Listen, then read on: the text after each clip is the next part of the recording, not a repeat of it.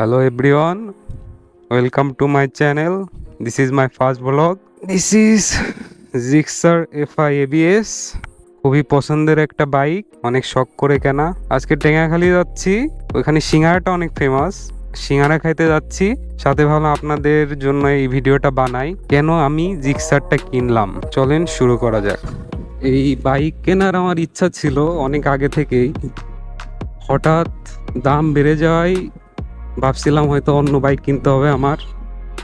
কিন্তু অনেক দেখছি, অনেক খোঁজে ঘাটে দেখছি ভালো তেমন কোনো বাইক অন্তত বাংলাদেশে আর ঢোকে নাই।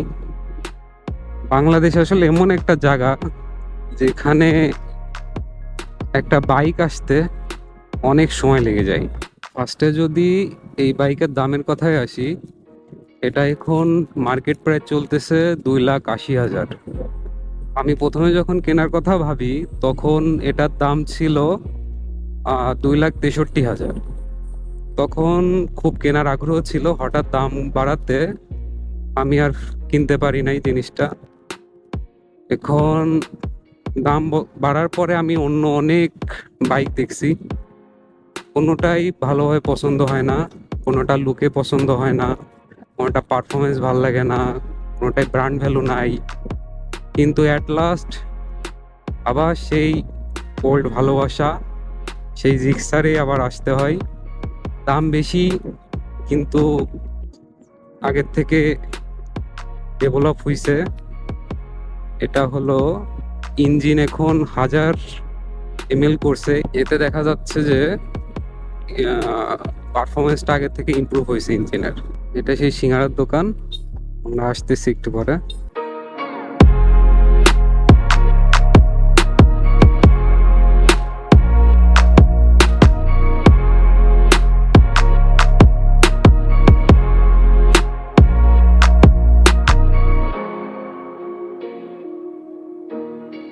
ভালো একটা পরিবেশে দাঁড়াই আমরা।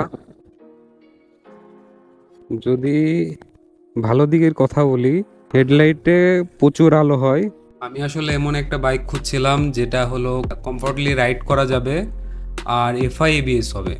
আর আমি এফআই এবিএস অন্য বাইকও দেখছি যেটার অনেকটা লুক পছন্দ হয় না, হয়তো কমফোর্টে অতটা ভালো না, মাইলেজের সমস্যা। এই বাইকে মাইলেজ নিয়ে আমি কমই দেখছি যে সমস্যা হয়। আমিও অনেক ভালো মাইলেজ পাচ্ছি, অ্যাভারেজ 55 মাইলেজ আমি পাইছি, এই নিয়ে কোনো সমস্যা হয়নি। প্রকৃতির এই মনোরম পরিবেশ উপভোগ করা হয়েছে। চলেন আগানো যাক, এটা খুবই দরকারি একটা জিনিস। চলেন আমরা সিঙ্গারা খেয়ে আসি। এই ব্লগিং চলছে,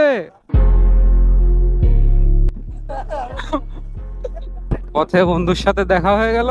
এখানে একটু ভিড় লেগেই থাকে। এটা দেখে ফুচকা মনে হলেও এটা আসলে সিঙ্গারা।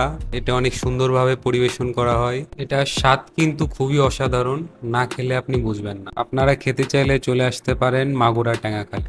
খেতে খেতে রাত হয়ে গেল।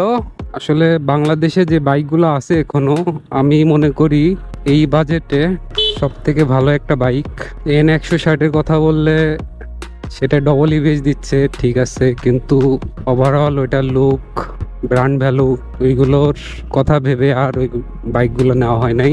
FZ-V3-র কথা যদি বলি, ওটা কমফোর্ট আছে ঠিকই, কিন্তু ওটা চালায়ে আমি তেমন মজা পাই নাই। মনে হয় যে একটা মাইক্রোর ভিতর বসে আছি, আসলে বাইকের ফিলটা আসে না। এত কিছু চিন্তা ভাবনা করে আর দেরি করলাম না, at last Gixxer FI ABS, যেটা শুরুর থেকে কেনার প্ল্যান ছিল, ওই বাইকটাই আমি কিনে ফেলি। আর ওভারঅল যদি এটা পারফরমেন্সের কথা বলি, এটা খুবই স্মুথ।